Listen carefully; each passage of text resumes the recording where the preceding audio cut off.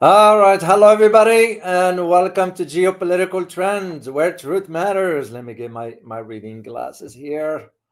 All right, good to be with you on this January 27th. Almost January is gone. So, by the way, guys, we had a great, I truly enjoyed our conversation yesterday with the community. So, that just freestyle conversation just to chat on basically nothing and everything. So anyway, very very excited to be with you. Please give me a thumbs up if you can hear me. I want to make sure, so to avoid what happened yesterday during the community conversation. So if you would be kind, then just give me a thumbs up. So I want to make sure. Let me check the chat box here if you guys can hear me. Karakulak, okay, you're giving me thumbs up. That's great. So good to hear. So anyway, got a great and interesting. Thank you, Partha. Thank you very much. Hiri Lokal, good to see you. I'm gonna say hi to the community once I mention at least what we're gonna be talking about today. Very interesting developments. Now, this is not new, guys. What's new about it? It came onto the surface officially. This has to do with Cuba being now invited as a partner for BRICS. You all know the seismic change that's going to create for Cuba. Cuba, it's not this major economic global. No. It's not about that. Sometimes it's the strategic move and how this particular sort of invitation or joining BRICS is going to, it's a path to freedom for Cuba. We all know the history, which I'm going to be tackling as I move forward with that. Well, first, let me say hi to our community quickly. Willie Holman, good to see you. Francis Tango, as always. Li Yang, Peng Yu, Divine, created for him. Good to see you. Interesting screen name. Divinely created. So, Karakula, good to see you. Cyborg Ninja, good to see you. Partha, as always. Flat Earth Hangouts, good to see you. Hiri Lukao, I haven't seen you for a while, and I hope everything is okay. I did notice you last time, didn't get a chance to say hi because I was talking and I kind of got sidetracked. So good to see you, Hiri Lukao, as always. An avid supporter of the channel. I'm very, very grateful. One Horn, good to see you. Peace Lover, good to see you. Suzanne Jensen, good to see you. And who else? Musa Sal, good to see you. All right, guys, let's get into our conversation here. I do have some housekeeping item for you. When I say housekeeping, I'm referring to usually when I schedule interviews and so forth, but also highlight to you what's going on around the world, because you need to know what's going on around the world. Well, I'm going to start with this first one here. And these are just brief headlines or headlines. What am I? I'm like a first day of the week. I'm still like disoriented somehow. So now this one has to do with what is the picture right here?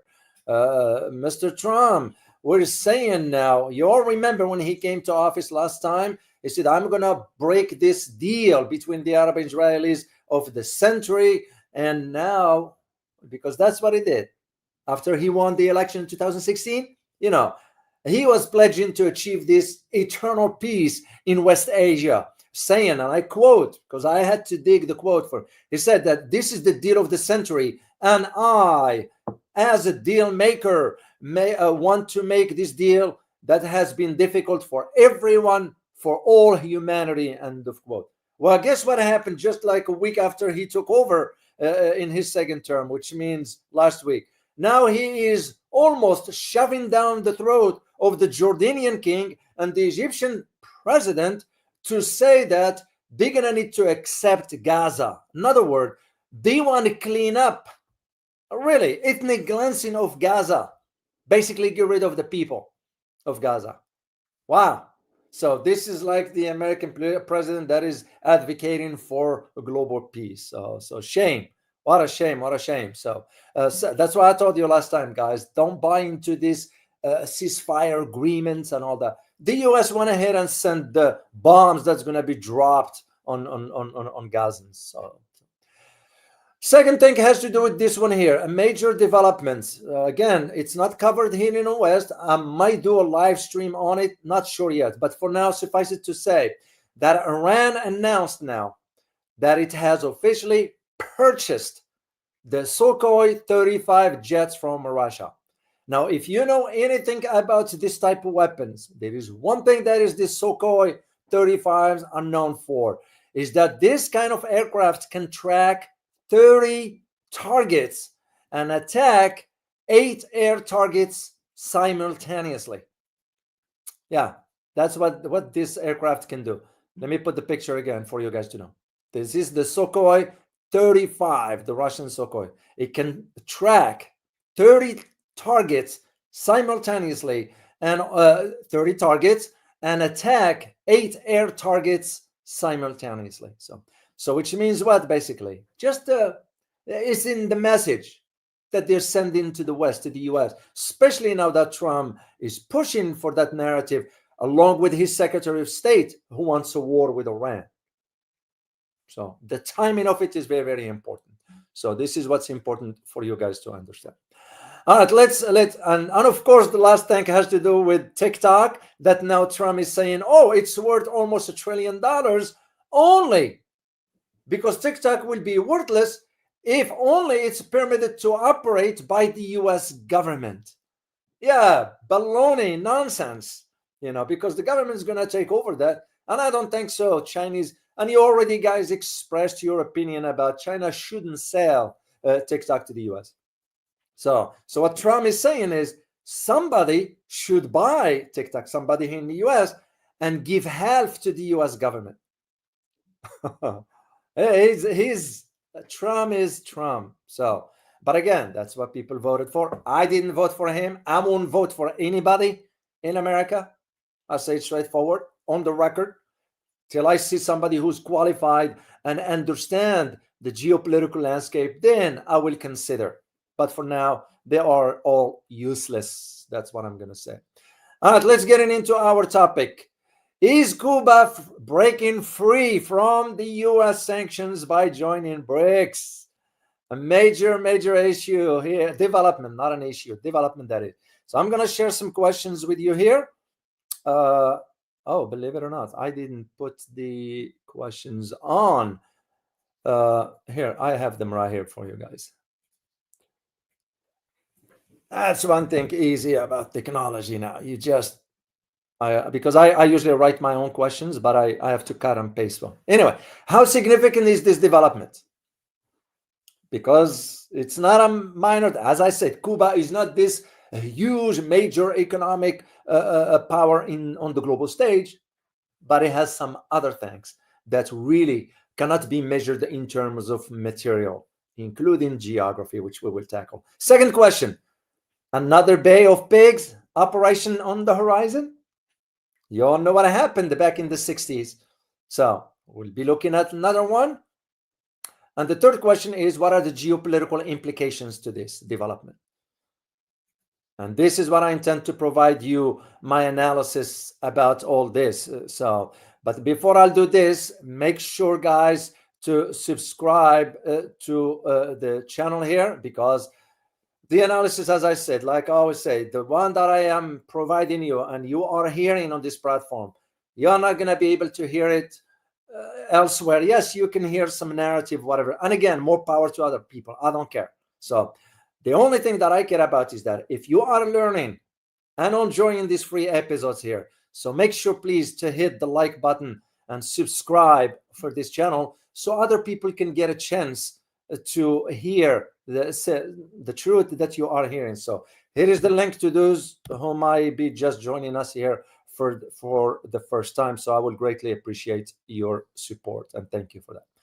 All right, let's get into the conversation, the inclusion now of Cuba, how this happened to begin with. So, because here's the thing, the Cuba's membership was championed by none other than, and I'm going to share a picture with you here. Oh, before I'll do that, I see a super sticker. I got to say thank you. You know, guys, when I do this by myself, Fernanda, thank you so much for your super sticker. I'm very, very grateful for your support for the channel. So once again, appreciate it.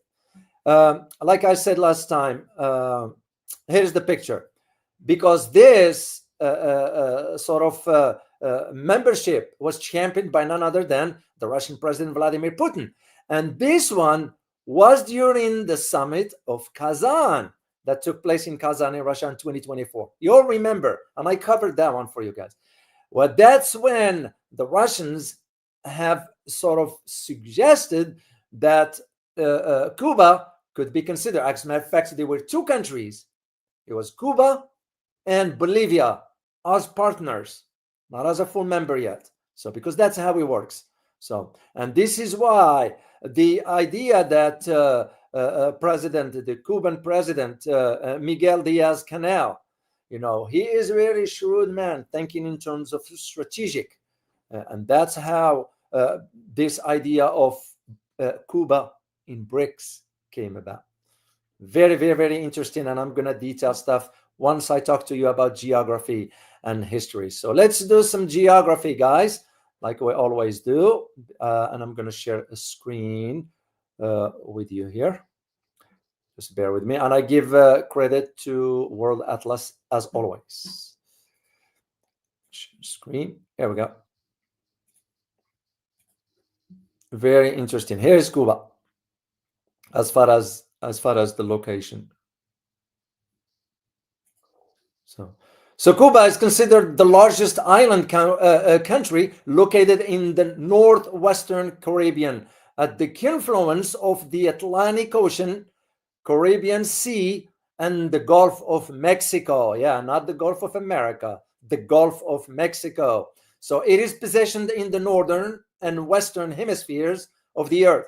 Cuba is situated in the east of Yucatan Peninsula, which is Yucatan on the eastern part of Mexico, to the south of Florida and the Bahamas, to the west of Hispaniola, which is Haiti and the Dominican Republic, and to the north of Jamaica and Cayman Islands. So it is surrounded by the Atlantic Ocean, Cayman Trench, Gulf of Mexico, Straits of Florida, and the Caribbean Sea. Cuba shares its maritime borders with the US, Haiti, Honduras, the Bahamas, Jamaica, and Mexico. And if you look at the map here, guys, if you are, I don't know if you can see it, as far as the Key West, this is the southern tip of Florida. The Key West, it's only 90 miles. So, and as a matter of fact, to those who do not know, we do have a military installation. It's not classified. I'm sharing with you what is not classified. It just, the base is not known to many. We do have a military presence in Key West, believe it or not. That's where, because the purpose was to keep an eye and ears on Cuba. So very, very interesting. So, and that's what you need to understand, the geography, why this geography is very, very important. Now, when it comes down to history, you're going to have to understand the recorded history of Cuba. When did it begin? It went all the way back to about 1492.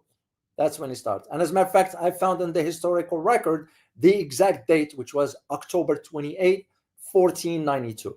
And this is, of course, when, what's his name? Christopher Columbus sighted the island. He didn't discover America. He ended up in America by mistake because he got like sort of sidetracked. You know, to those who are saying that the guy who discovers America, no, I didn't. So, sighted the islands during his first voyage of discovery and claimed it for Spain.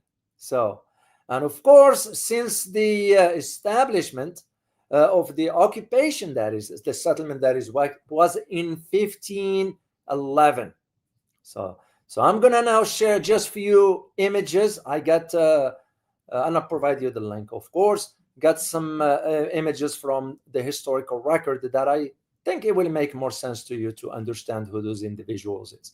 So the first one I'm going to share with you is none other than, and this is a portrait, picture portrait. It's not the real image, but it's Diego Velázquez. Now, Diego Velázquez, if you know anything about the history of Cuba, it will have to come to your mind, because it was in 1511.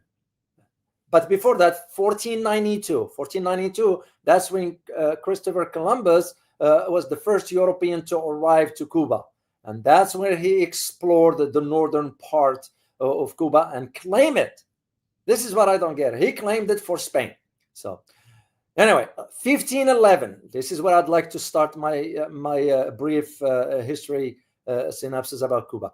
Velázquez establishes Baracoa, which is the first Spanish settlement in Cuba. And he begins the conquest of Cuba for Spain.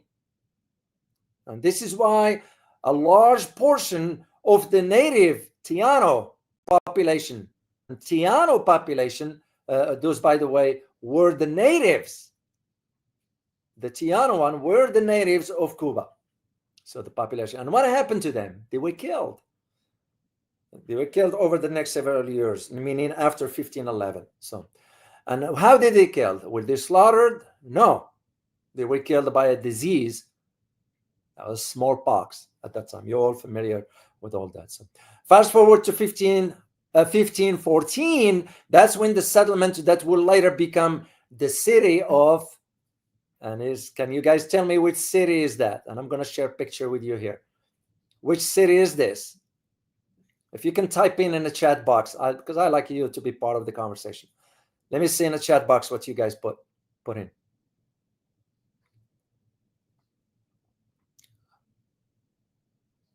Oh, you got it. Army with Harmony. You got it. Francis Tango. You got it. It's Havana. That's what it is. So the important thing about Havana is that in 1514, that settlement has changed and became what is known today as Havana. That's what I'm saying. 1526, what happened? Slaves were imported from Africa to work on the tobacco fields. This is why I wish I still have, I think I do, but I don't remember if I had a cigar that was given to me from Cuba. I don't smoke, but I kept it. That's why tobacco was a major industry in Cuba. And eventually, sugar would become an important crop. The good sugar, that is, not the processed one. So 1526, that's where, again, 1589, the Moro Castle is built to guard the entrance of the Havana Bay. And of course, fast forward to 1607. Well, what happened in 1607? That was 7. Is the imperialist British sailed over to Cuba. So 1762. And by the way, 1607, that's the official year when Havana became the official capital of Cuba. And in 1762, the British attacked Havana and took control, part of the 7-year war. Yeah, that's what the British did. The picture you're looking at, guys, that's the British fleet in Havana. So, and this is where all the way to 1763, the British returned control of Cuba to Spain with the end of the 7-year war. 1791, the start of the Haitian Revolution on the nearby islands of Hispaniola. Thousands of refugees flee to Cuba. 1868 is the first war of independence, which ends 10 years later with Spain promising changes in the government. So, and that's where slavery was abolished in Cuba in 1886. And of course, right after that, in 1895, that's when the Cuban War of Independence began, led by the revolutionary and poet Jose Marti and military leader Maximo Gomez. Those dates are very important, guys, to understand. And this, of course, makes more sense for us to have an understanding of this chronological historical events that shape Cuba to what it is. 1898, that's when the United States goes to war with Who did we fight in 1898? To my followers who are a little familiar with history, who did we fought in 1898? A major war at that time. Spain. Rafael, you got it. Rafael, you got it. It was the Spaniards. Yeah, so the US went into a war with Spain in the Spanish-American War when the USS Maine is sunk in Havana Harbor. So 1898, that's when the US and Cuba defeat the Spanish in the Battle of San Juan Hill.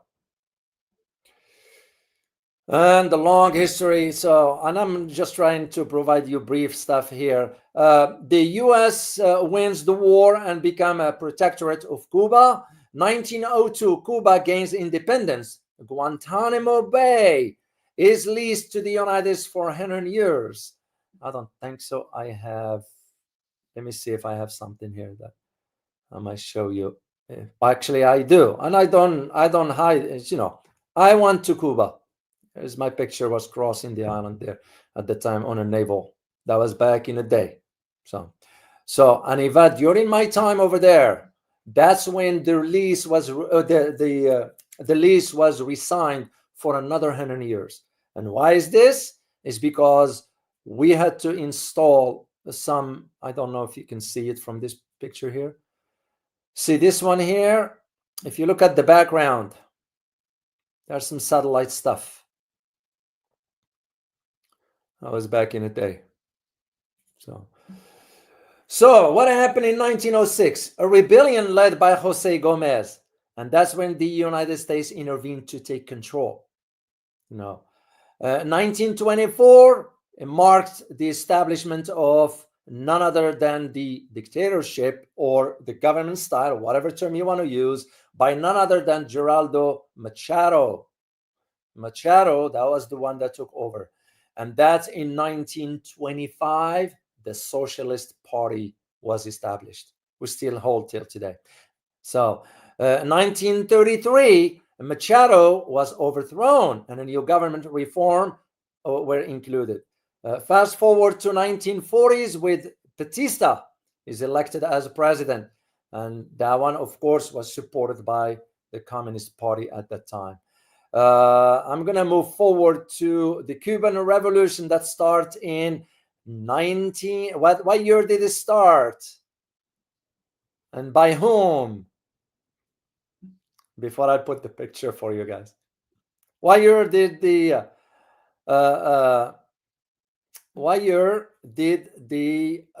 Cuban Revolution start? Let me see in the chat box. 1954, you're close. You're off by 1 year. 1953. And who did it start it? Who was the leader of that revolution? Well known in history. Before I put the picture. Jose Marti. No. 1950. Hang, you got it. It was those two right there. And Hang NG already answered that one. Right there. Fidel Castro and Che Guevara. Yep. That's what it is. Very, very important to understand this dynamic. So fast forward to, of course, there were some issues there with the guerrilla war from the Sierra Maestra Mountains. Fidel Castro took control of Havana. Batista fled at that time the country, and Castro became prime minister. Fast forward to the 1960s, and this is where the change of history came into Cuba. And this one had to do with, of course, 1960, the institution of the, that's when Castro reinstituted communism and nationalizes all businesses in Cuba, including US businesses. And Cuba, of course, at that time established alliance with the Soviet Union. And 1961 marks the major invasion, which one I'm talking about here, a major one to overthrow Fidel Castro, which was failed anyway. So let me see, guys, what you write down. 1961. Remember, 1961. The Bay of Pigs, Rafael, you got it. The Bay of Pigs, a major one, an operation conducted by the CIA, but it was butchered. So to overthrow Castro, and then 1962 came after right away, which of course deals with this. I'm gonna just put the picture for you, and you will know exactly what I'm referring to here. Right there, this is the UN session of the UN Security Council regarding the missile crisis. That's what it was, because 1962 marks the Cuban crisis occurred when the Soviet installed nuclear missiles in Cuba. So, and the rest is history, as they said. But you need to understand one aspect when the US went ahead with the establishment of the sanctions. Because remember, even till today, Cuba's still under sanctions, but they never back down. They're still standing. They're still standing. This is why I'm saying that the two key things is it Cuba's path to freedom forever by joining BRICS. Or you can think of it the other way around, that the US sanctions for over 60 years have failed miserably. Which other country was sanctioned by the US for a long time, still till today, and the sanctions have failed? Can you name the other country? When now? It's only one country, actually, beside Cuba. Oh, Rafael, you got it, Iran. So, very, very important to understand. This is why I think, guys, without understanding this history, things will not make sense to you. And like I said, without history, it's not gonna make any sense for us. So, and of course, and I'm gonna put the link for you to go through all the details if you are interested in learning more about it. So, all right, let's get into our analysis. I like history because you get to learn a little bit more about that, just what the certain entities trying to portray history, because there have been some manipulation, and I looked at it when I was teaching the government for my dual credit at the institution at that time, and it came to my attention that some books have been altered. The history in some books have been altered regarding the history of the Spanish-American War. Because if you all know, I live in Texas. I'm a Texan. Texas never belonged to the United States. Texas was always part of Mexico. So, but the books that were published have been altering history. So when the students read history, they think, oh, Texas is American. No, it was never. The same thing about the history of Cuba. And this is why I wanted to do this for you to understand. So the way I'm going to do this, guys, I'm going to divide it into three aspects. One is geopolitical. The other one is economic. And the third one might have to do also with the military dimension to it. Or I could think of it about the regional security aspects. So, and but before I'll do this, I did see because as I told you guys, when I do this by myself, I did see a super sticker from Rafael. So I want to say thank you to Rafael, as always. You wrote, my only problem is if Putin were in charge of China and Russia back in the 50s and 70s, North Korea and Vietnam would not exist now. Putin is too pacifist, you mean? Yeah, I see the argument, Rafael. I also see the counter argument to that is that Putin is thinking strategically. Do you want to go and really flame the world into a major global war? Because that will be the end for everybody. And to me, that's the approach. And I could be wrong. And I really appreciate you sharing your opinion, because that's how we learn from each other, guys. Because and please respond to Rafael if you disagree or agree, whatever you could think of. So that's just how we do things here in this community. So once again, Fernanda, I want to say thank you for your super sticker. And of course, for Cyborg Ninja, thanks for becoming a channel member, and I appreciate your support. So let's talk about the geopolitical significance of this. Well, of course, these developments, you have to think about it from a geopolitical aspect. which means what? You think about the 60 year of economic blockade that we have imposed on Cuba because they never wanted to affiliate with us. They never wanted to follow the US directives and so forth. They just wanted to have their own system. We didn't like it. We went ahead and put a blockade on the country for almost 60 years. My big concern now, you know what's my big concern now, guys? Even more than you can even imagine, is this guy right here.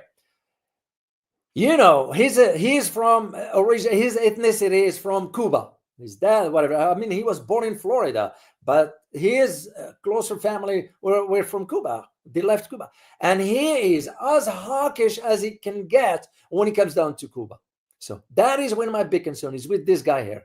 Let alone now what he's saying about China. We need to sanction China.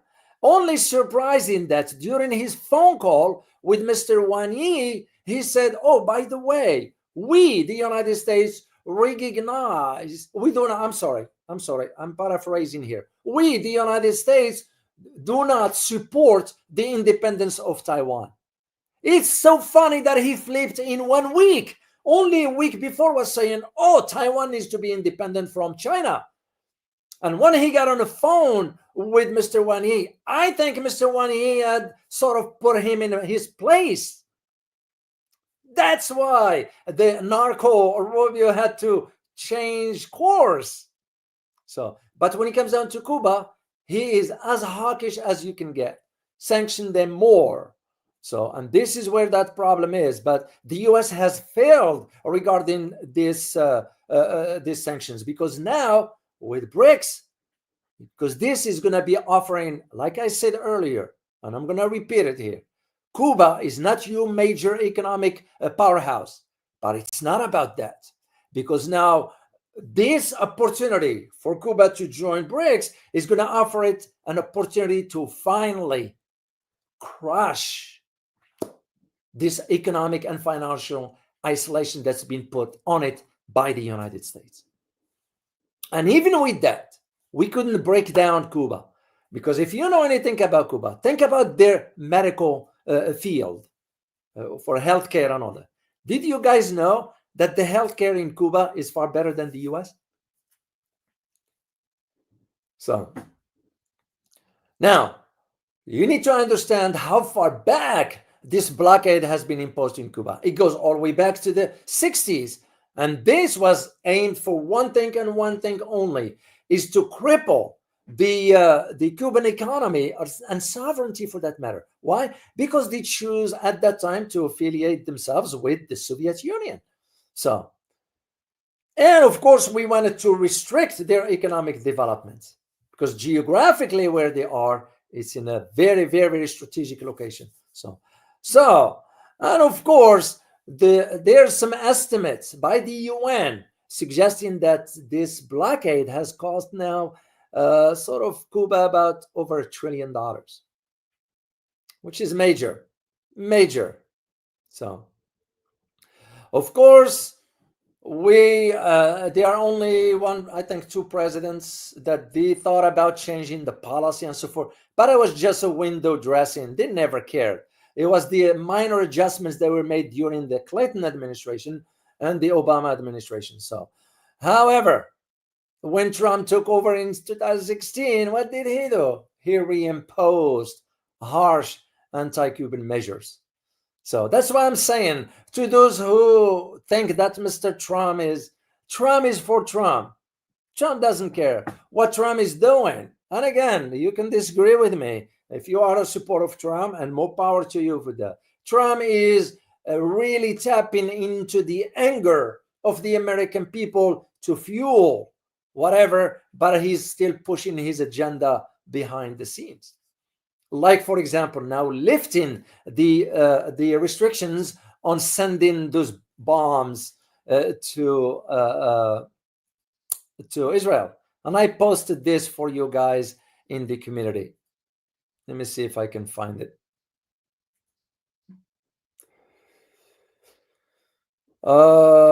Yeah, right here. Yeah. Mr. Trump now instructed the Department of Defense to end the suspension imposed by Biden on the supply of 2,000 pound, about a ton, bombs to Israel. What for? You don't know what it's for. And that's what I'm saying. So I just never believed that the guy is qualified for that. But anyway, let's move on with our conversation. So Cuba's inclusion now in BRICS is more about than just economics. So, because you have to think about it geopolitically, that, sorry, I hit the type, that Cuba is saying to the world out there, despite our size, despite us being near our huge neighbor, but we were not intimidated. We didn't cave in. So, and we take pride in what we are doing. That's basically what the message is. Because if you look at American so-called foreign policy regarding Cuba, what was it marked by? It was marked by nothing but coercion, sanctions. What kind of policy is that? So, and when you try to impose economic and political control over countries that refuse to sort of comply with U.S. demand, what kind of approach is that? So you couldn't face them and deal with them directly in a more rule-based approach. So you end up sanctioning. That's like exactly what's happening now regarding the AI with China. You heard the narrative that's coming out of Washington now, but China is moved forward. Remember what Carl disclosed about the DeepSeek AI. Now they're saying here in the US, oh, that's bad, that's nothing, it's not going to be. No, it's because we can't compete. That is where the issue is. So, and this is why we were trying to ensure the political instability, the economic downgrading of Cuba. That's why we intended to do this, because that's what we offer. But when you look at what BRICS offers and on what kind of principle does BRICS operate, do I agree with all members in BRICS? No. Because if it were up to me, I would request the removal of India. And I don't shy away from this. I've already expressed this on many occasions, because I am seeing what many do not see, how much India is undermining BRICS. And it will be undermining BRICS moving forward as BRICS enlarges. That's where my concern is. So when you think about BRICS operating on principle of mutual respect, for that matter. So, and of course, there is one key element regarding this approach to BRICS, is that non-interference, the same approach that China is doing. Does China interfere in people's domestic affairs? Tell me if I'm wrong. Please prove me wrong by telling me which country China has been involved in. I do know one, but there were circumstances different, which has to do with Vietnam back in the 60s. Even now, to those who are saying, and I have to thank Hanging G for this one here, because you made the comment regarding how Vietnam is saying they wanted to go with China for projects, but no, Vietnam needs to pay first before China invests in anything. That's the same thing with BYD and India. You all remember? When China wanted to buy the electric buses from BYD, and they said, yeah, just deliver that to us. We will pay you later. No, I don't think so. And BYD ended up making the right decision by saying to India, no, which basically translates to, we can't trust you. India in this case. So, and that is what I'm saying, this idea of for the geopolitical trajectory of where BRICS is going versus now what Cuba is going to embark on. So it's because BRICS does push to promote a more of equitable global order. That's what this new geopolitical landscape is going to be about. And this is why, at least for me here as an American, my fellow Americans do not understand. They don't understand what lies ahead, what's coming.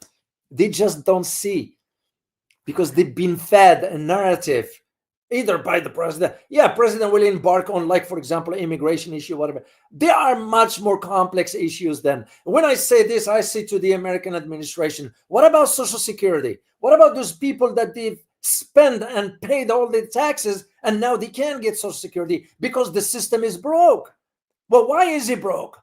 Because we've been sending billions and billions of dollars to Ukraine and Israel instead of paying Social Security the people that deserves it.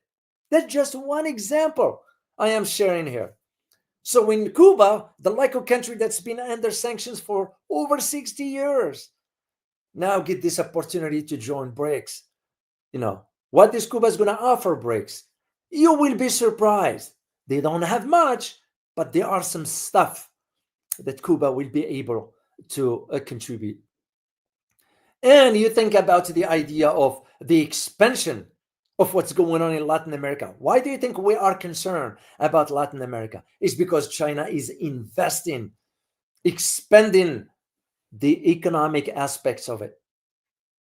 You all remember the recent Chancay port in Peru and how that's going to revolutionize where things are regarding trade. You think about the Panama Canal. And you think about even the infrastructure that China has been involved in Asia. They could replicate that, and they are replicating those in Latin America, and now it's going to be Central America. And as a matter of fact, I am aware that China has purchased the old satellites. Those were listening devices for the Soviet Union. The Soviets weren't using them. The Chinese went ahead and purchased those. Even during my days, when I went to the island back then in Guantanamo Bay, so I was aware of this. But we're talking about infrastructure because China also has upgraded the telecommunications for Cuba. This is what I'm saying. Geopolitically, it makes more sense that now Cuba's membership in BRICS. Remember, they just partner right now. They are not a full member yet, because this, from a geopolitical, if you put it from a geopolitical angle, this one means that Cuba now is challenging the long-standing belief about the so-called American exceptionalism.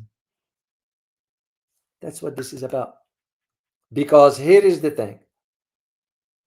If we are to think about this exceptionalism, it's my country, and I do not shy away from disclosing the truth. I know there are those who will be putting comments, well, you don't like America.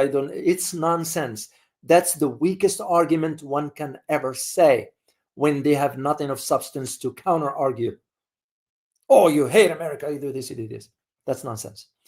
Because to me, this idea of Cuba going into this direction, as I said, challenging the long-standing American so-called exceptionalism, because when you look at it, what do you look at? This exceptionalism is limited to two things. One is imposing, and I use the term carefully, imposing so-called democracy, and the other one is capitalism on poor nations of the world. And how do you do that? Through military. This is why you are hearing now the new administration, peace through strength. That's what they're referring to. And I don't think so the world can buy that anymore, except for the weak states, the like of India, the like of Australia, the like of South Korea, Philippines with its current Marcos Jr., even Japan, Germany, France, Italy, even Argentina. I will go as far as that. You'll remember when Argentina pulled out of BRICS? Why? And now they want to go back? What for? Same with Italy when he pulled out of the BRI. It's because but of course you can't trust those countries anyways. So let's move to the economic aspects of this. What does this potential and the possibility of Cuba becoming a BRICS member means? It means one thing. This is like a major and important shift, not just for the island, It's for the entire region.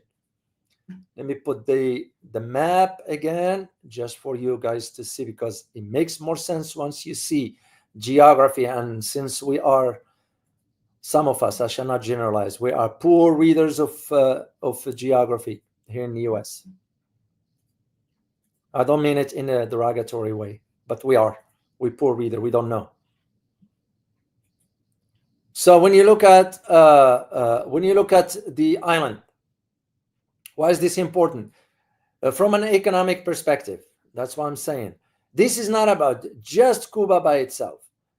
It will be about the broader region, including the Caribbean and Latin American region.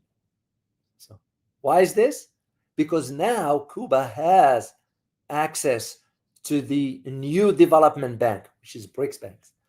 And this will enable it to secure low-cost loans, which will be used into assistance for developments and so forth. That and by doing this, just by doing this, when you look at the region, by the way, look at all the Cayman Island, Jamaica. What else they have all in the region? Let me see here. Yeah, they didn't disclose Jamaica here, Port-au-Prince, Haiti, the whole region. So, and because with now Cuba having that access to this World Bank, that means they can overcome now the US financial stronghold, or stranglehold, that is, because we can dictate to them. This is why IMF, the International Monetary Fund, comes in. This is where the World Bank. So Cuba now has an opportunity. This is where the problem. Mark my word on this. Mark my word on it. The Secretary of State, narco. I don't mean it in the regular. It's just so. I don't approve of the guy, because I know where he stands on issues in the wrong direction. He is a warmonger.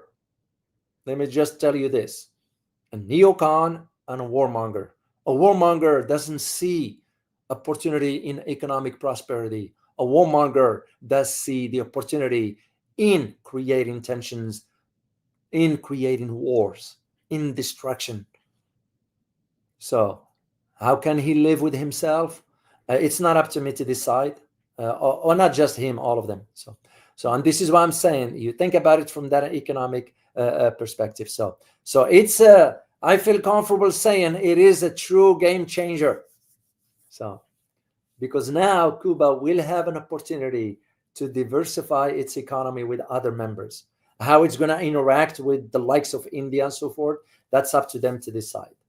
But I can see for sure the two main players in BRICS, China and Russia, and even to a degree South Africa. So I can see how BRICS is going to now move forward. And this, within the economic lenses, you're going to have to consider where BRICS is moving towards rather. So, because recently, you all know that BRICS has grown powerful global force. There are those still in the West that criticize it and said it doesn't amount to much.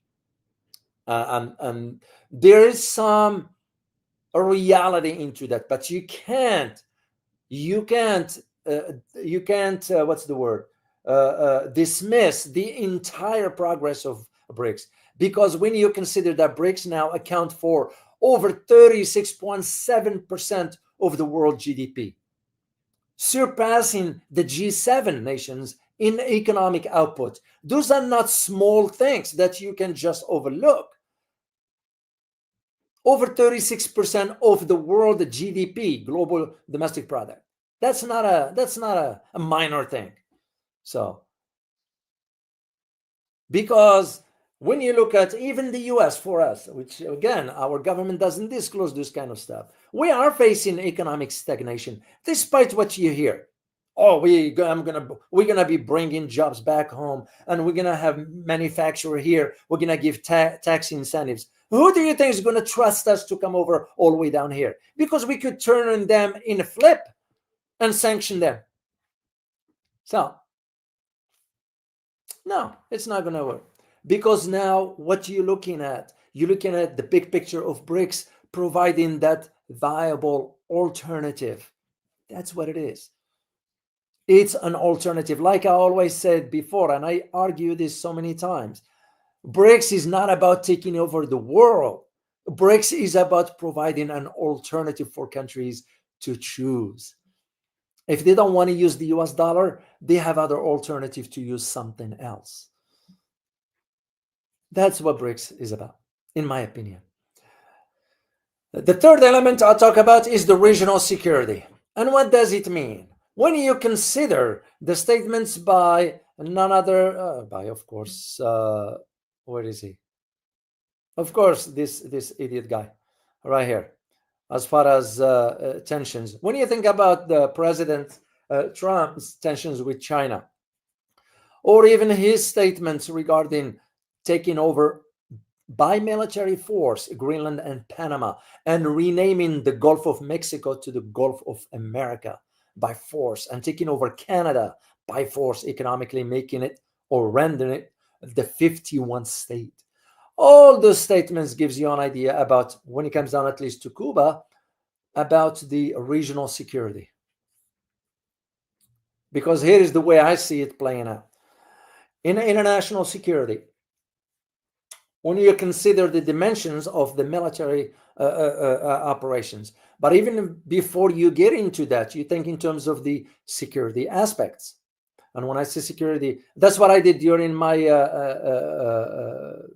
graduate program, both in the master's degree and the PhD. My focus was international security. That's part of what my academic background is.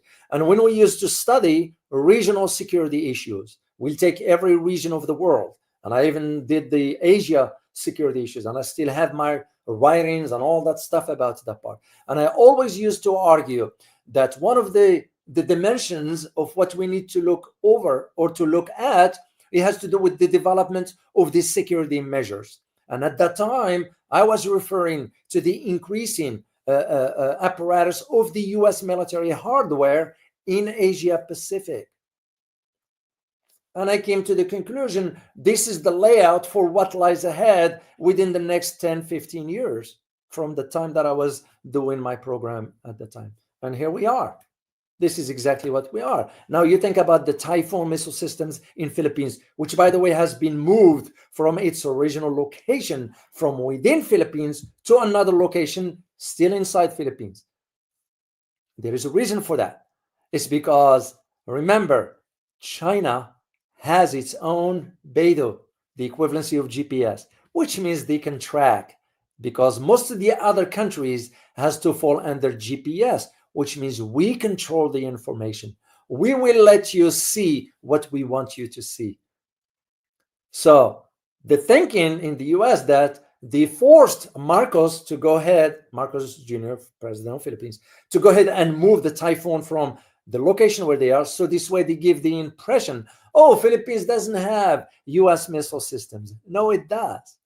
It just moved it to a different location. That's all it is. But if we are thinking that we're going to hide from the Chinese satellites, we are mistaken. Because China developed two main things. One is space, one is underwater. Their radar, their sonar systems, they are as developed. I had a chance to read the recent development of that, not the classified version because I don't have access to that, but I read some major developments, the characteristics of this Chinese sonar systems, which means it will be able to detect the most silent submarine submerging underwater, which usually we have one. The Russians have one as well. So, and this is what I'm saying, the idea when you think about regional security. So you'll think about one aspect, it has to do with either China, or Russia, or both, or Iran at the equation now.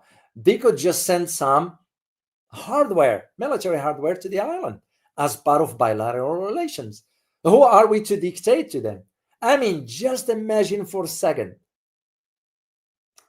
if the Russians or the Chinese will go ahead and install some missile system. It's part of training with Cubans. How the US will be freaking out. Will be freaking out.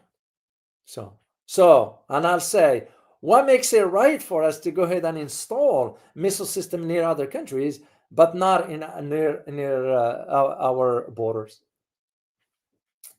And this is where that regional security aspect comes in. And you take this in conjunction with where Latin America is moving forward, economically speaking, and how that's going to translate down the road into some military dimensions to it. It's a norm. If you look at the history of the development of countries from a geopolitical perspective, the moment they develop strongly economically, the military might comes right after it, because it's the military that's going to play a role in ensuring the security of that economic development. The best example I can give you right now is China. This has nothing to do with taking over the world, as we have been, the collective West have been claiming. So China has no interest in that. And I talked to people who know a great deal about this domain, and they told me, no, they have none. I haven't had a chance one day to talk to an admiral. I just ran to him. I met him in an event, and he didn't. He found out that I wrote a book about Iran at that time, and I disclosed some stuff about the Indian Ocean, and I mentioned about how China is expanding its military apparatus. And his argument was, well, it's because you're going to want to take over the South China Sea and all that. I said, respectfully, I disagree with you. That is not the point. The point is they wanted to secure the transit route to ensure their economy has enough resources that they need. So what makes that different than what we did after World War II? Well, I see your point, Mr. O. And I said, well, respectfully, Admiral, sometimes things are clear. We're just trying to portray it under different lenses, because we want to justify a specific narrative. I didn't care whether the guy liked what I said or not, because I didn't care. I don't work for anybody. So I don't have to worry about the sensitivities. And this is what happened even with politicians now. This is why those who are advising now Trump, they're not going to be able to tell him to his face, because the concern is about the political career and position, not about the truth. So, because a good leader will always listen to the opposite ideas, the one that challenges his or her notion. If a leader surrounds himself or herself with yes ma'am, yes sir people, that's it. This is what I see this particular development is going, and that makes more sense as to why now you think in terms about where Cuba is moving forward. It's because simply the American sanctions have failed. Let me just say it straightforward. I had a chance to, and I'm going to put the link for you for a great article that I read by Norris MacDonald. As a matter of fact, I'm going to reach out to him. I might invite him here, guys, because you want to hear from his savvy guy. He's a political analyst and also an economic journalist. So it's not somebody who just talk on the top of his head. So I read his article, very, very, very spot on, and I'm going to put the link for you. So the argument becomes that, and I concur with him regarding the failure of the American sanctions, the same way we did for Iran. It didn't happen. So, and like what he wrote, and I quote, Cuba's membership in BRICS signals the dawn of a new era, the dawn of a new era in international relations. It is a direct challenge to the outdated policies of American imperialism and offers a vision for a more just and balanced world order. End of quote. So I couldn't agree more. So, and this is why, because here is the thing, what has not been reported here for us, at least, and I know people who travel to Cuba. We are not authorized to go to Cuba. As a matter of fact, we could, if we go, for example, on academic trip, a cultural exchange, whatever, we will be able. I know someone who went to Iran, an American who went to Iran, and he was allowed to, he's a professor, and he was allowed to go in there. So here's one thing we don't disclose much here in the US about Cuba. Cuba has developed a very, very successful, I say successful, remarkably successful medical and biopharmaceutical sector. Yeah, Cuba. Ask people who know about the healthcare system in Cuba, and they'll tell you it's because Cuba doesn't deal with or count on or whatever anything Americans regarding medications and so forth, because they know. And Cuba has a lot of patents regarding the medical field, because those are the developed certain types of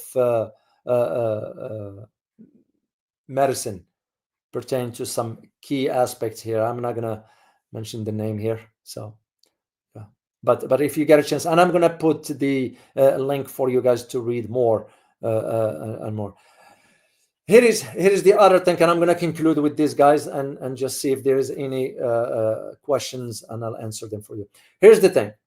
Now that Cuba, it's a partner for BRICS, which means the next step is a membership. So now that Cuba will be able or is in a position now to kind of get into trade, engage in trade with the outside dominance of the dollar, which means now they can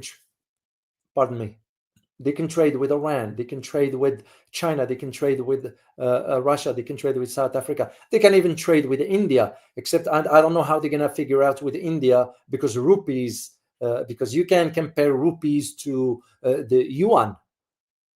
That's just a big difference. So suffice it to say that now Cuba is in possession to conduct trades outside the US financial control.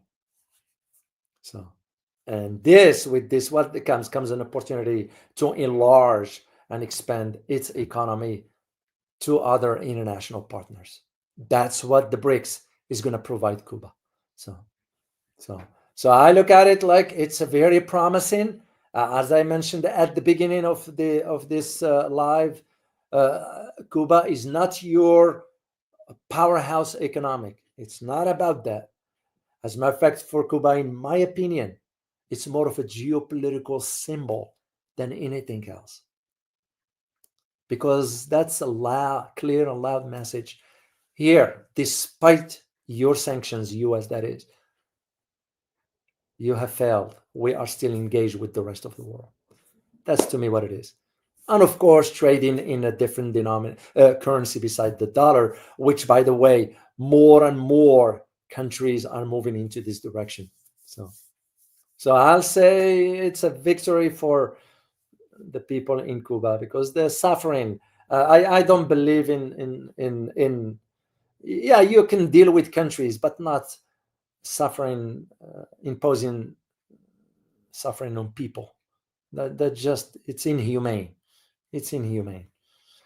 That's just the way I see it. So anyway, guys, I hope you did find this informative, and let me see some of your comments here. And thank you guys for keeping the conversation civil here. I greatly appreciate it. There is a lot of conversation, by the way, about North Korea, and I am debating whether you guys want me to address that issue. There's a lot of conversation regarding what's going on, even to the point that the removal of the South Korean president has to do with the possibility of some tensions with North Korea. I don't know. I'm just thinking out loud right now. So, and also because I saw Here Local put North Korea here, so I kind of triggered my memory into all that. So, Rafael, once again, you put another super sticker. Thank you. Russia uses our satellites in Cuba to spy on us. That is correct. We spy on them as well. But those satellites have been there. The Chinese bought others. This spying aspect, it's normal. I mean, we spy on our own allies. Can you imagine what we're going to do to the Russians or the Chinese? This is why the arguments has always been about, like TikTok, it's about selling the data and spying and all that stuff. It's nonsense. It's nonsense. Here is another super sticker from you. Cuba is also the reason why Mandela was freed. After the war in Angola, they demanded for Mandela to be freed as part of the settlements. Indeed. So Cuba play a major role in really, I think it's going to be a major development. That's the way I can say it. Thank you so much, Rafael. Truly appreciate your kind support, and I'm very, very grateful to all of you guys and those who wants to, by the way, support my upcoming Asia trip. Here is the link here, and I'm going to share it with you in case, yeah, because you can click on that. So I'm going to share it with you in, I'm going to share it with you in a chat box to those who wants to support my upcoming Asia trip. Yes, I am planning on Asia trip. Have not disclosed the date yet because within about a month and a half, I should, or 2 months max, I should finalize the itinerary for all that, and I will calculate everything regarding the funding. Then I will let you know. If we get the funding, I will go. If I don't get the funding, I'm not going. Simple as that. Straightforward. So, and I'm very, very grateful for your support on that. And I'm seeing, can't thank you enough for your support, man. Truly appreciate you. And I know, guys, I know the economic things have changed for people, and I truly understand. And I am not a millionaire. I'll tell you, if I were, I wouldn't even ask you for any support whatsoever. I'll do it myself, and I will still come and do live stream with you, because to me, this is more than just it's a responsibility, and I care for you guys. I care for you to know. That's why yesterday I enjoyed our conversation talking about the health aspects of it. And I wanted to share as much as I know with you. You know, I live the day as it is. I don't guarantee tomorrow. No, and I don't live in the future too much. I live in the day. That's the only thing I can think of. So that's what I care about our community here, because it means a lot to me. And I mean it when I say it. Guys, I am going to go and work on some other stuff for the rest of the week. I'll reach out to some people that I have in mind to join me here for some interviews. There's somebody's been asking me about inviting the former Attorney General of Philippines. Here's the thing, guys. I'm trying to reach out. I don't have a direct contact. If you happen to know or have an email address where I can reach out to this individual, I will be happy to do it if you can share it with me after you ask them first about putting their email address in a public domain. But I am going to be looking forward to trying to reach out to this individual and invite him for an interview. I'll have other individuals as well. So. All right, guys, I hope you find this very informative, and I look forward to seeing you next time. As always, remember, geopolitics impact your daily life in more ways than one. Till next time, guys. Bye-bye.